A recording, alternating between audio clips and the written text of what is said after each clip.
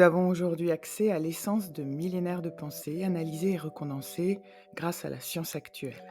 Voici pour vous, parmi les plus grandes révélations servant à ancrer votre âme et relativiser votre perception du monde. Le monde que tu crois réel est un récit qui vient de toi, une narration. Tu es conçu pour ressentir comme tu es capable de réguler. Tu n'es pas un robot dysfonctionnant, mais un être émotionnel qui n'a pas encore appris à danser, surfer sur ces vagues.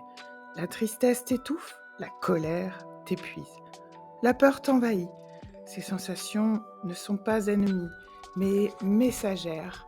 La technique, c'est là où les nommer pour les regarder, exprimer, utiliser la retenue pour trouver des mots plus justes, pour ne pas regretter. La vraie santé commence quand tu deviens l'espace sûr où l'émotion peut passer sans détruire.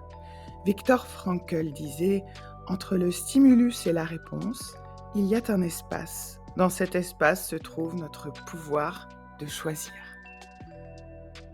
Donc, ce que tu répètes devient ce que tu es. Tu veux changer ta vie? Ne commence pas juste par penser autrement, mais par agir autrement. Tu n'es pas que ce que tu ressens, mais plutôt ce que tu répètes. Ton identité est tissée par l'aiguille de tes habitudes. L'amour n'est ni un vœu ni une promesse. C'est un choix quotidien. Le courage n'est pas une émotion, mais une posture. La transformation n'est pas un miracle, mais une mécanique. Aimer, ce n'est pas se regarder l'un l'autre, c'est regarder ensemble, dans la même direction. Antoine de Saint-Exupéry. Ce que tu ne transformes pas, tu le transmets. Chaque douleur non reconnue devient une offrande empoisonnée.